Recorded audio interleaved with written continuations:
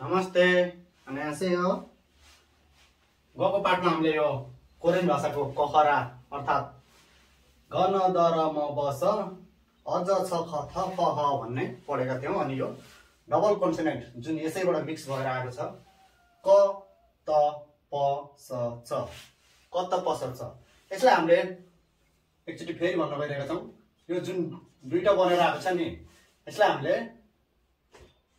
क भनेका छौं है अनि यो ख अनि यो ग जुन छ नि सिंगल हुँदाखेरि हामीले यो ग पढेका थियौं अनि दुई स्टेप अगाडि ढकलेर क पढेका थियौं नि यिनीहरुको पनि दुई स्टेप अगाडि ढकलेर त बनाएको छौं यो द थियो हैन त थ द हुन्छ नि त त्यसैगरी अब यसलाई हामीले अर्को यसमा आइसकेका छौं यदि शब्दको सुरुमा आएमा है शब्दको सुरु भनेको कहाँ हो त जस्तो क ल म कलम लेख्यौं भने शब्दको सुरुको कुन हो त क हो नि त है शब्दको सुरुको यो हो नि त कलमको क हो नि त सुरुको है क लाई सुरुको अक्षर मान्ने यदि त्यस्तो ठाउँमा आएमा यिनीहरुको उच्चारणलाई है यो चारवटाको धेरै छैनन् चारवटा यिनीहरु पाँचवटा थिए नि यी चारवटा छन् यिनै मध्येको यो स लाई मात्र छोडेर है यो बाहेक है यो बाहेकको सिंगल लाई है यसलाई ग द अनि यो ब अनि यो ज को उच्चारण चाहिँ निम्न अनुसार हुन्छ यसलाई हामीले त्यसरी पढे तापनि अब निम्न अनुसार कसरी उच्चारण हुन्छ यसलाई ग को हेर्नु है ग को चाहिँ सुरुमा आएमा है ख उच्चारण गर्ने सुरुमा आएमा ख उच्चारण गर्ने यो द लाई है द लाई के गर्ने अब थ गर्ने है यसको थ उच्चारण गर्ने अनि यो ब को चाहिँ फ उच्चारण गर्ने है फ उच्चारण गर्ने अनि यो ज को चाहिँ छ उच्चारण गर्ने है यसरी उच्चारण हुन जान्छ अर्थात यो ख छ नि यो ख को उच्चारण गर्ने यो द लाई चाहिँ थ को उच्चारण गर्ने यो ब लाई चाहिँ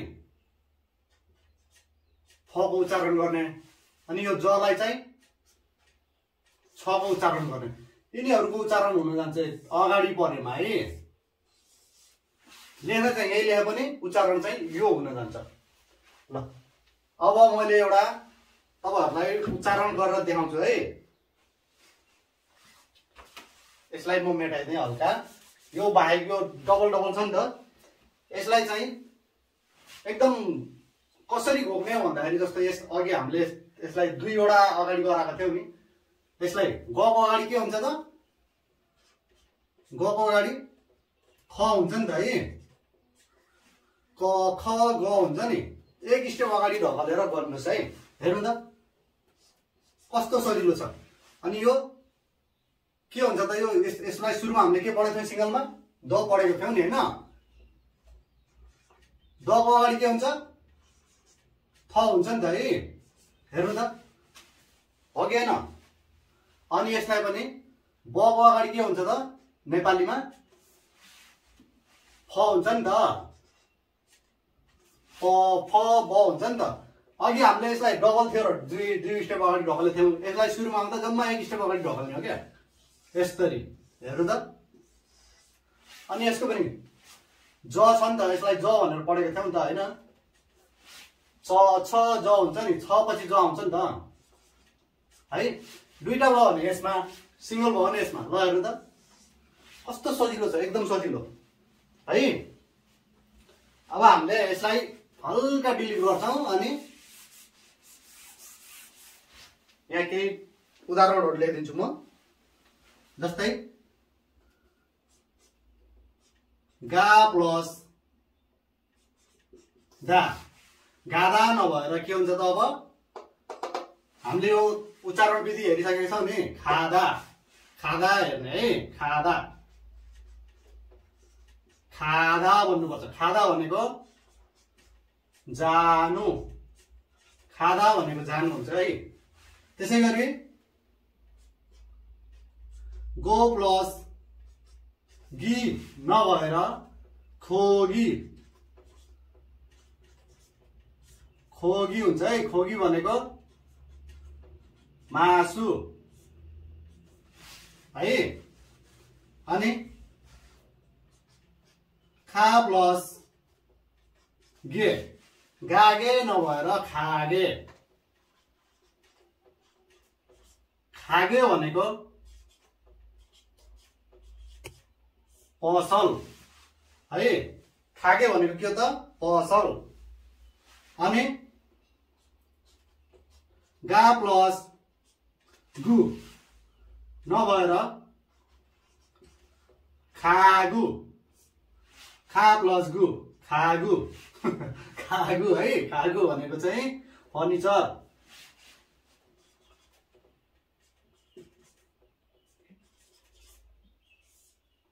फर्निचर यसरी खादा जानु खोगी मासु खागे पसल खागु फर्निचर। अब हामीले यसको हेर्न गइरहेको छ है। हेर्नु है राम्रोसँग यसको स्क्रिनशट गर्नु होला, मैले मेटाउँछु होला है। यसको हेरिसक्यो। अब यो थको हेरौँ है। था प्लस री डा प्लस री होइन कि था प्लस री थारी। थारी भनेको पुल वा खुट्टा। दो प्लस सी नभएर थोसी हुन्छ है। थोसी भनेको सहर है। त्यसै गरी दा प्लस रु प्लस दा नभएर थारुदा। यो नियम अनुसार है। थारुदा भनेको थारुदा भनेको चाहिँ फरक हुनु है।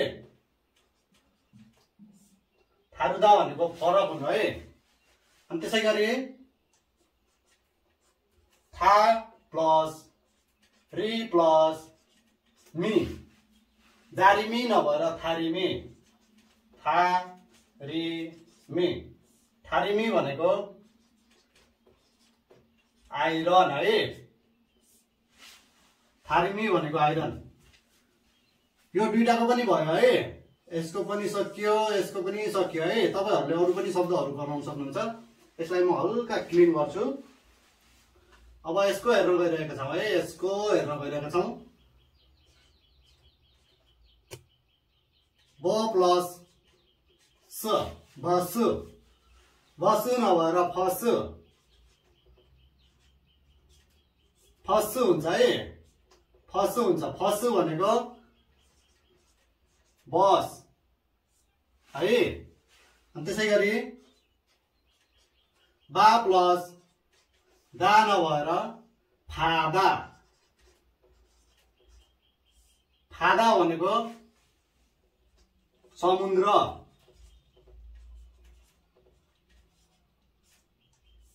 समुद्र है।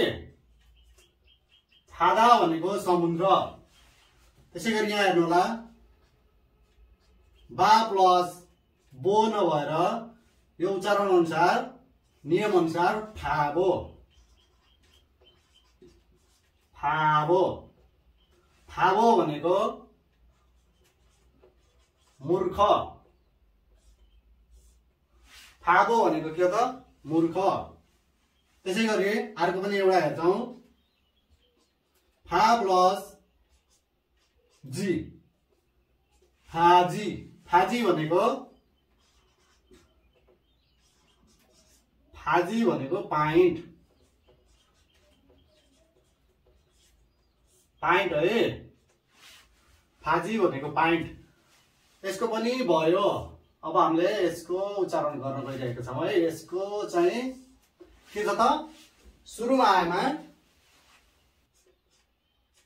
छ ज नभएर छ भनेको चाहिँ म छ भनेको चाहिँ म है मी। अनि जु प्लस दा नभएर छुदा हुन्छ है। छुदा भनेको दिनु है। त्यसै गरी छा प्लस दा, छादा भनेको चाहिँ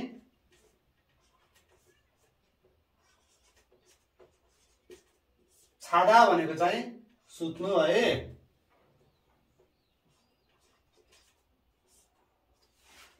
छादा भनेको चाहिँ सुत्नु। अनि जा प्लस जु नभएर छाजु, छाजु है। छाजु भनेको प्राय, छाजु भनेको प्राय है। यसरी बनाउन सक्नुहुन्छ। आज हामीले यो पढिसकेका छौं।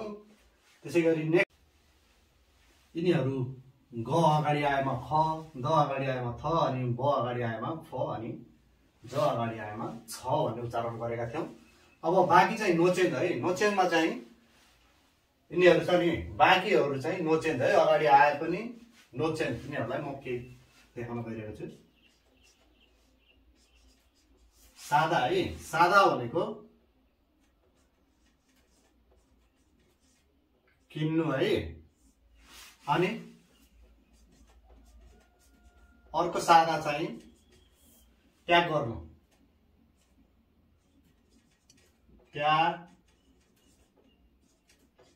प्याकिङ गर्नु र सस्तो, प्याकिङ गर्नु र सस्तो भन्ने हुन्छ है। त्यसै गरी अर्को बताउँछु म। नामु, नामु भनेको रुख, रुख वा काठ, रुख वा काठ भन्ने हुन्छ। अनि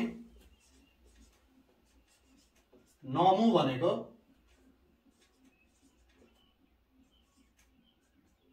ज्यादै भन्ने पनि हुन्छ है। ज्यादै वा धेरै भन्ने हुन्छ। अरूको चाहिँ नोचेन्ज हुन्छ है।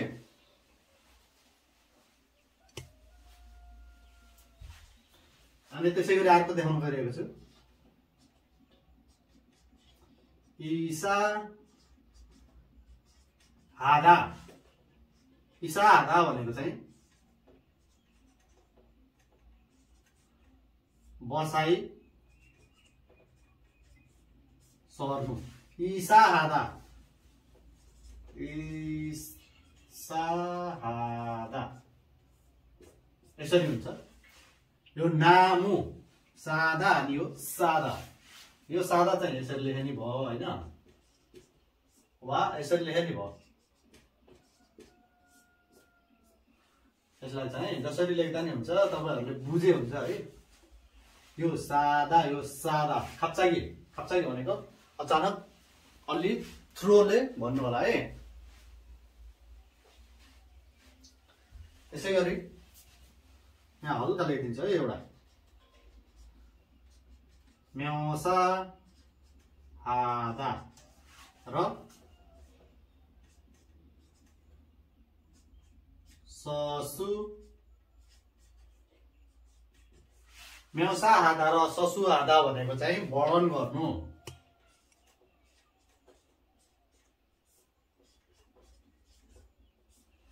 यसरी हुन्छ। म्याउसा हादा वा ससु हादा भनेको चाहिँ वर्णन गर्नु। यिनीहरू चाहिँ नो चाहिँ टपिकमा परेको छ, हेर्नु होला है। यसरी हुन्छ। अब हामी यहाँ अर्को भिडियोमा चाहिँ डबल के भन्छ, डबल यो पढिसकेका छौँ। अब डबल भुवेल पढ्नेछौँ है। भिडियोलाई अन्तिमसम्म हेरिदिनु होला। अनि लाइक, कमेन्ट अनि सब्सक्राइब गरेर हाम्रो च्यानलमा जोडिदिनु होला। धन्यवाद।